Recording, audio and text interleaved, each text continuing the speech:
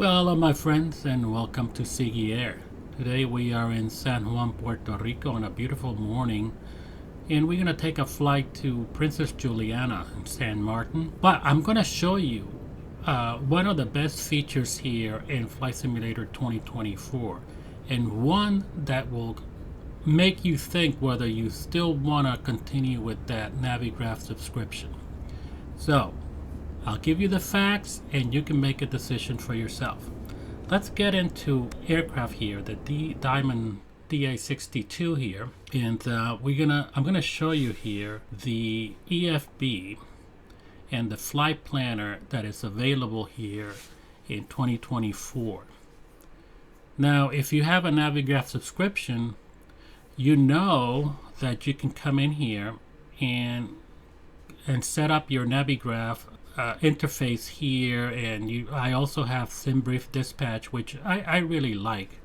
I do have a Navigraph subscription, but I'm questioning whether I should continue with it because I want to get rid of all subscription services for 2024, even for 2020. I don't think that we should have subscriptions for add-ons. I think it's a waste of money, and the 2024 it's providing you with a lot of the tools for you to be able to dump all of those. Now, is this going to be a Navigraph killer? I don't know. Maybe. I think that it's 85 to 90% there. There needs to be some changes and updates to it to make it really tight. But it's right now it's a really good option, especially if you want to save some money. All right, so in here you have your Navigraph charts. You have everything available here. You can configure this so you add your favorites down here. I don't like the pilot book, so I'm gonna get rid of it, and I'm gonna add Navigraph charts. Yeah, I can add another one, perhaps a SimBrief Dispatch. So I like to have these at the bottom here, but this is just a nice feature of the flight bag here. In any event, what I'm going to show you here is the flight planner.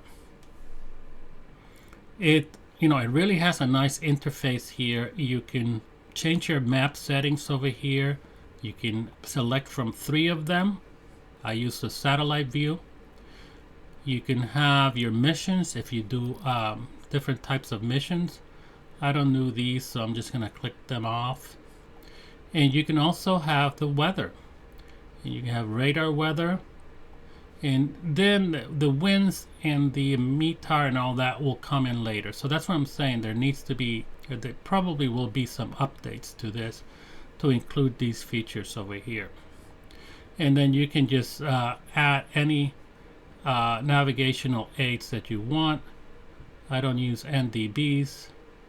I'm going to keep waypoints in airspaces, in traffic, and also I'm going to keep VOR. So, and then you can change the orientation, to suit your preferences there. It's really convenient and useful. So let's go into it. So like I said, the interface is pretty intuitive here. By the way, you can come in on your settings over here and make this larger or smaller, but only it works if you detach it from here. So if I detach this, you can change your interface here to make it larger or smaller. You can change that. So let's work from here so you can see exactly what I'm doing. Let's go back to flight planner here, and we are in Luis Dominici Airport in San Juan. This is and we're gonna fly to Princess Juliana. So we're gonna add our departure, and you can load a flight plan. You can actually, if you are in SimBrief or whatever, you can do that. But we're gonna start from here, and we're gonna search for our departure. So our departure is TJIG, and that's Fernando Luis Rivas Dominici. And we're going to depart from runway 9, always departing to the east most of the time, like 90% of the time in San Juan, because the winds always, trade winds always come from the east. Sometimes they come from the northeast. Very rarely they come from the west. Sometimes you get it from the southeast, but maybe 5-10% of the time you get winds from the west, and you'll know when you have winds from the west in San Juan because the power plant in Cataño just blow all that smoke into the San Juan area, and people will complain about it. I remember when I was a kid, that happening, several times that I remember. Anyway, you can add a departure. We don't have a departure here today, but we're gonna add a waypoint. But before we do that, let's add our destination. And that's gonna be, I should have looked this up before I started this, but that's gonna be Princess Juliana over here.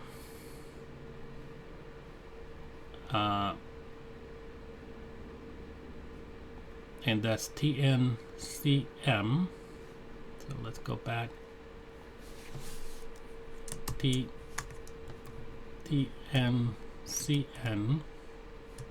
I'm sorry.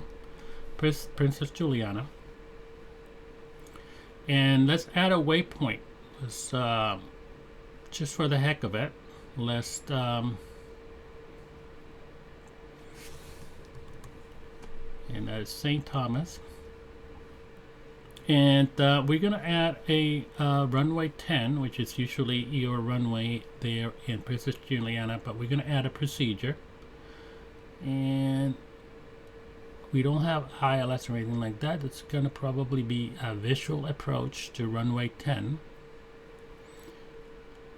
So we're going to leave it like that. And it's direct, and you have a waypoint over here which is a Vaki, and we're gonna leave it like that, and that works for us. So that's good. Let's look at our route.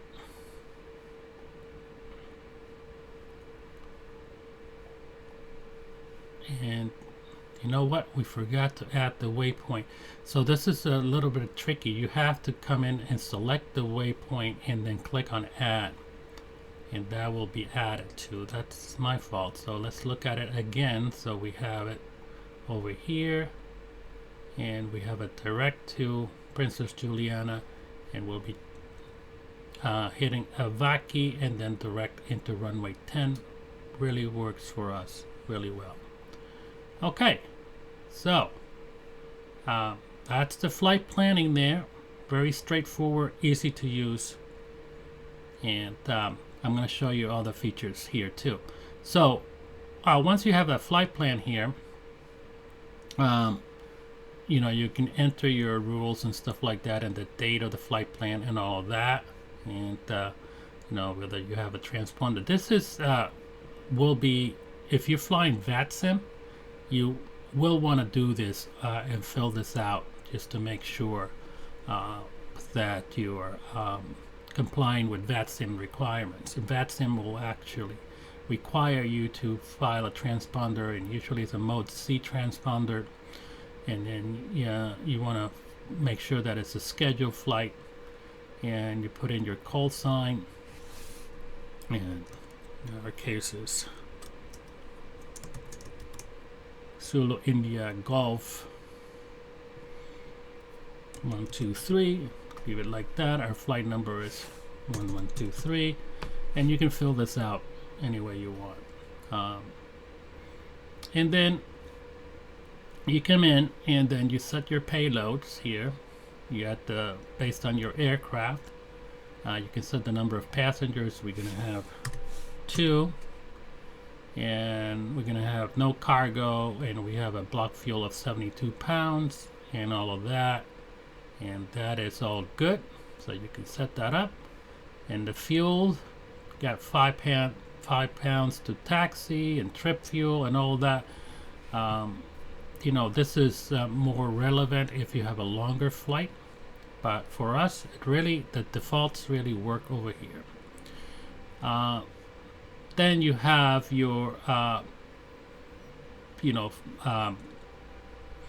information here about the flight, and it's 175 kilometers, 15 on about an hour to do 173 nautical miles, and then you have all your points here and the estimated distance to each of those points, the heading, and all of that. Very useful information. And then here we have our charts, and for our departure we have airport charts. So this is the part that I think that is really they've done a fantastic job here in 2024. They added Lido charts, and if you click here you'll see the charts for your departure. You can zoom in and it'll show you, some of them will show you the aircraft, some of them will not, but in this particular one it'll show you the aircraft right there in our Fernando Luis Rivas Dominici Airport. So we have our departure, and if you're flying VATSIM, you're departing here, and they'll probably give you vectors to Isla, and then out you go to Princess Juliana. Very nice. These are Lido charts. It's really, they are fantastic, and I think that the point that I'm making here is, yeah, you can have your Navigraph charts and you can pay $9.99 per month for it, but you can have these free ones here, and you know, for me they work really well. So this is the airport layout, and this one doesn't show you where the aircraft is, but it shows you all the taxiways and all of that. That is fantastic. You can pin your charts if you want to. You can add this to your saved charts, and then you have Princess Juliana RNAV approach 10 here. Again, fantastic. We're gonna come in straight from Avaki into runway 10 and San Martin here in Princess Juliana. This is really all you need, especially for a flight like this. I'm going to pin that too, and then you have your airport facility here in Princess Juliana, and then the airport ground chart also available here. Really nicely done by Microsoft Flight Simulator 2024. Just so you have a context here, I'm going to go into the Navigraph charts. Now, every time you come in, they make you sign in. I don't know. Sometimes they do, sometimes they don't. I'm not sure. I know when you try to do SimBrief dispatch, it does want you to sign in, because even though you are SimBrief dispatch is available and free if you use it on the website, but if you can't connect it here unless you have an account with Navigraph. That's that's really negative here from Navigraph. They should have. I'm not sure what they're gonna do. They're gonna look at 2024 and they say this is true competition here, and they may offer some things here that are free or will be free for 2024. I don't know. I'm just speculating here. I'm going to show you how to do it in SimBrief Dispatch. So we have this also available for reference. So here I'm going to sign in to SimBrief Dispatch. Like I said, you have to get credentialed every time you're going to use it. I don't know if it's going to change or not. But we're going to use the same flight plan. We're going to, it's giving us basically the same route here. And we have a VOR of St. Thomas, and then this is an airway here into Princess Juliana. So that's nice. So we'll have that as a reference. So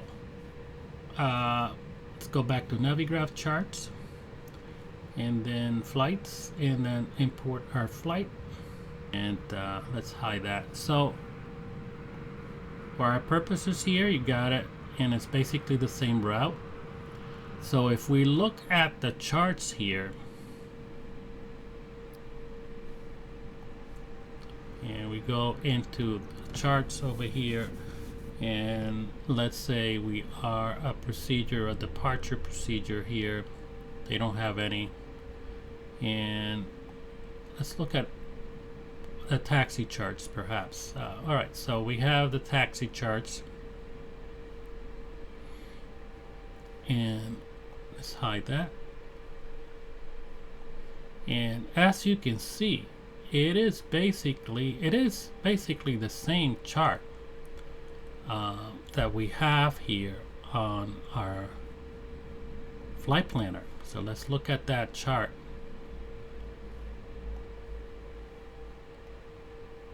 Airport facility, ground chart. So look at that. Just you know, you have your taxiways, a little bit of a different user interface here, or not user interface, a little bit of the different way the chart is displayed, but it has all the information that you really need. You know, we have your taxiways, you have the length of the runway, you have where the tower, all of that is the same here as this Lido charts. For me, for my purposes here, what we're doing right now, this is just good enough. So let's look at some of the other features here for this electronic flight bag here. And I'm going to by the way, you can, if you need to, you can separate this, and then if you have a second monitor, you can move that to your second monitor. Now, so on my second monitor over here, you have that available. It's fine. So let me show it to you over here. So what you can do here is you can send, and I'm gonna make the range a little bit larger here. You can send this to your avionics. So you can send this flight plan, and you click here, send to avionics, and bang, you already have it over here. Now there's a discontinuity here, so we're missing a transition point here that doesn't show on your flight plan here. Let's take a look at it. We're missing an arrival here, so that's why it's not. So let's select an arrival, and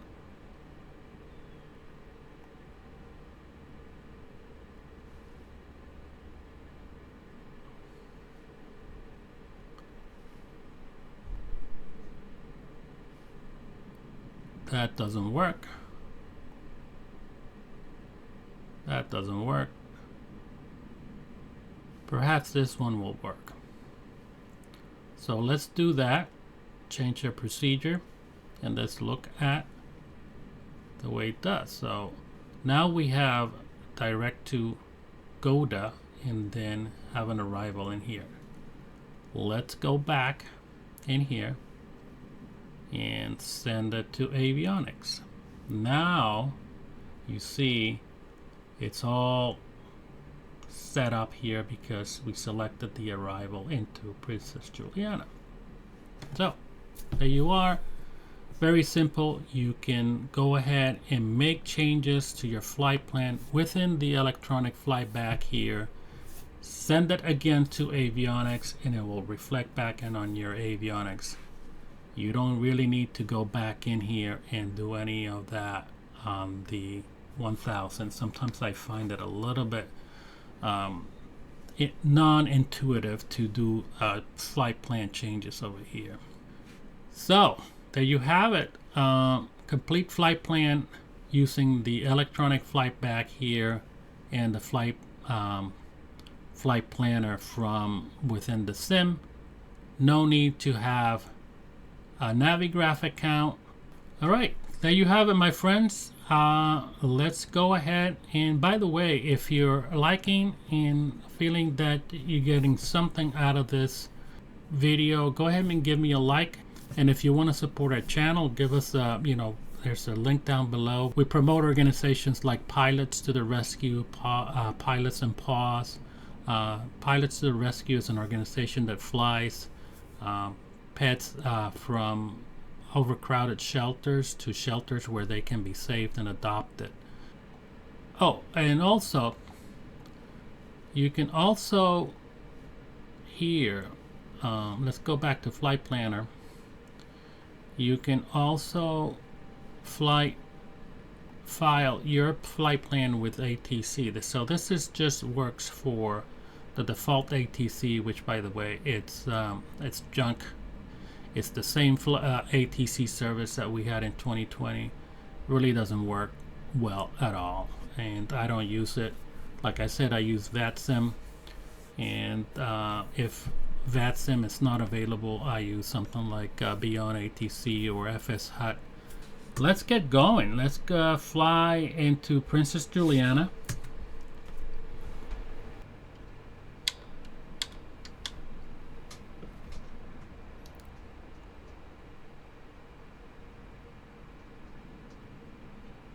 Yeah, that's some stuttering here.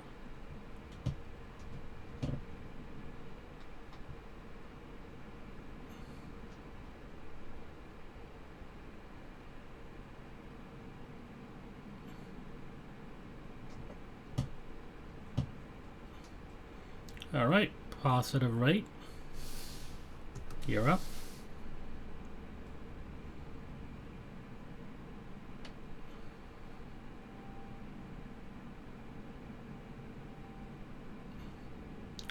Following the flight director, and we got our path there. So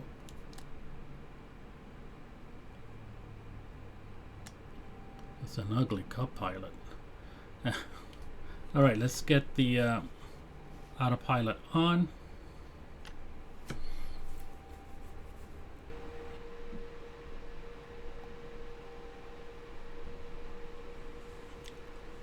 San Juan, Luis Muñoz Marin International Airport over here. All right, so let's look at our route here. And as you can see,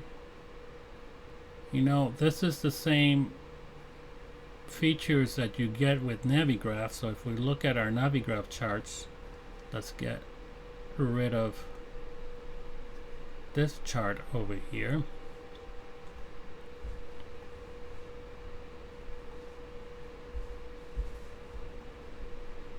So there you go. This is Navigraph. This is Flight Planner.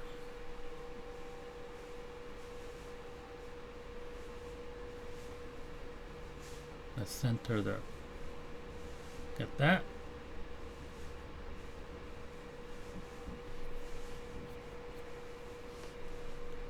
So a couple of things, the zoom level always goes into certain amount of zoom level. You have to, if you want to keep it, I don't know if you can set this up, it will always revert back. If you change views, it will always revert back to not like Navigraph, just a minor thing. So it will always revert back to the zoom level here. I haven't found a way of setting this up in the configuration settings here, so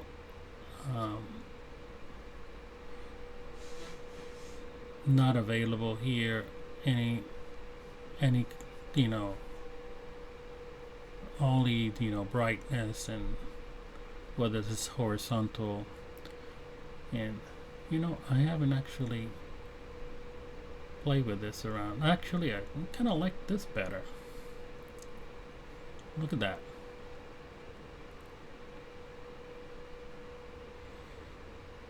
And landscape mode.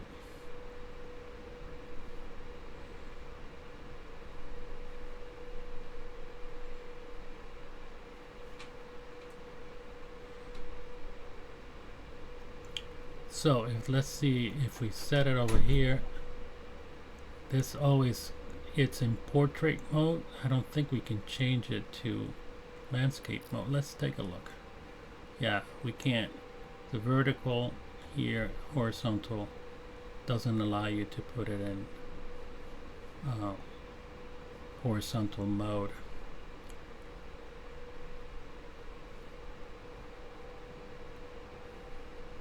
Unless, is there a way you can tilt this? Nope. So that's a limitation there, if it's attached to the window here. So, but you can always detach it. And the way you detach it is you click it off here, and then you bring it up back over here, and there you have it. And then you can just move it to a different window, a different monitor.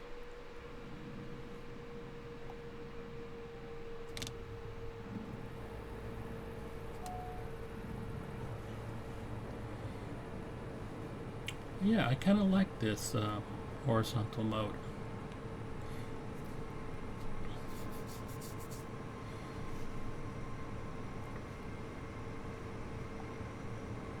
Alright, so if we go back to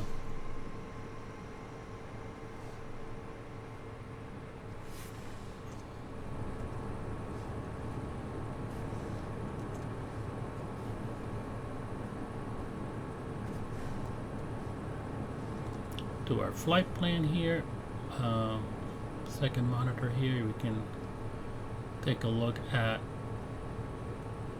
our route.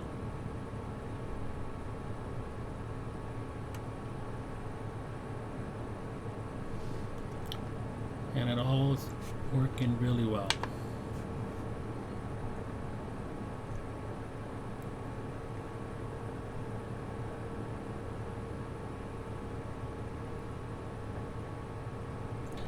I do find some performance issues here in terms of the graphics, and I think this has to do a lot with you know, the servers. When they're streaming, there might be some issues with streaming.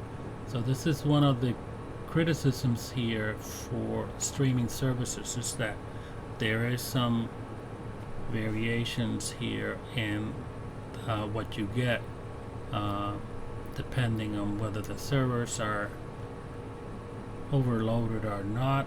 I think that a lot of people today on Sunday, the Sunday after Thanksgiving, are just home and they are streaming, playing, and they're trying to get, because this is not as detailed.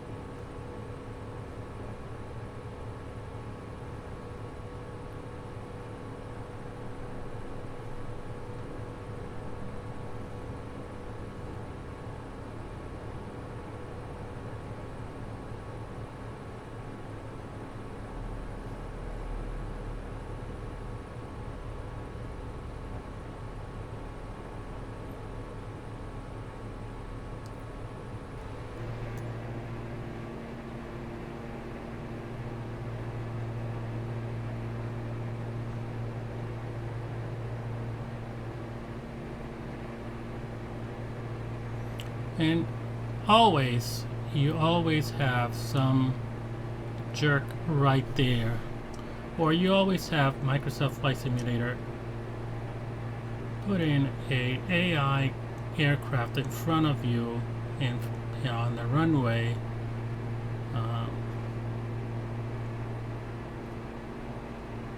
It seems like every time I come into Princess Juliana here, that aircraft is right there, and it doesn't move.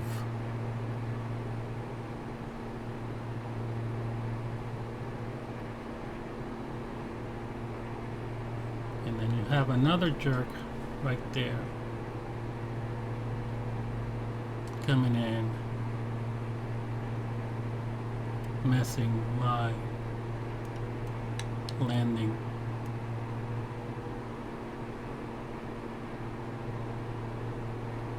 And messing with the frame rate.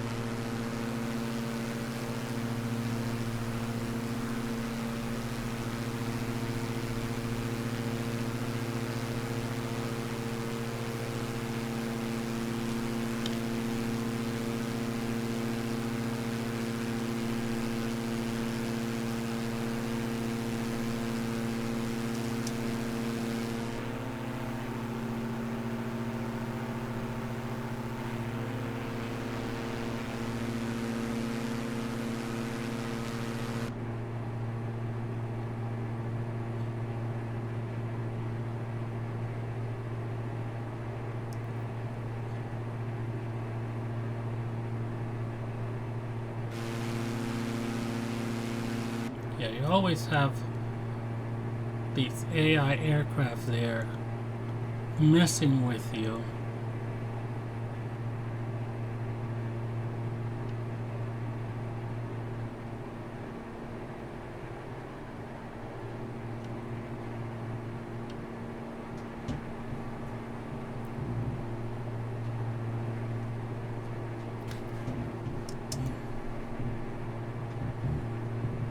Always the frame rate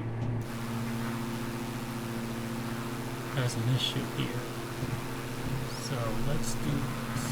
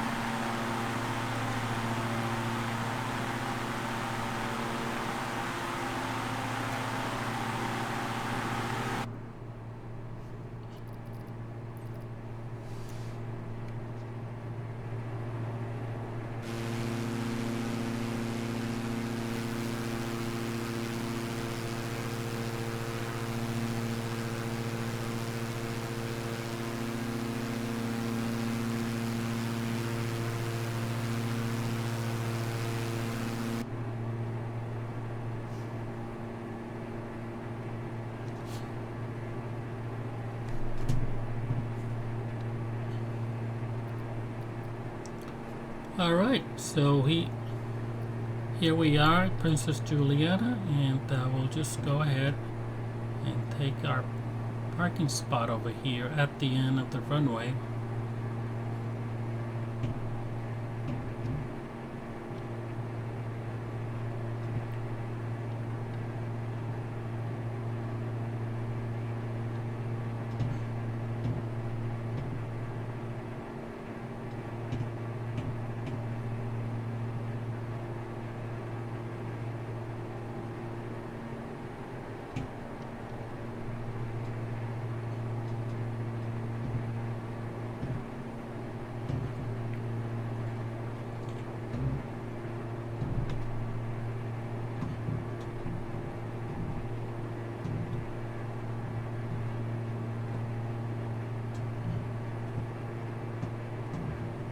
I'm not sure what it's all this stuttering.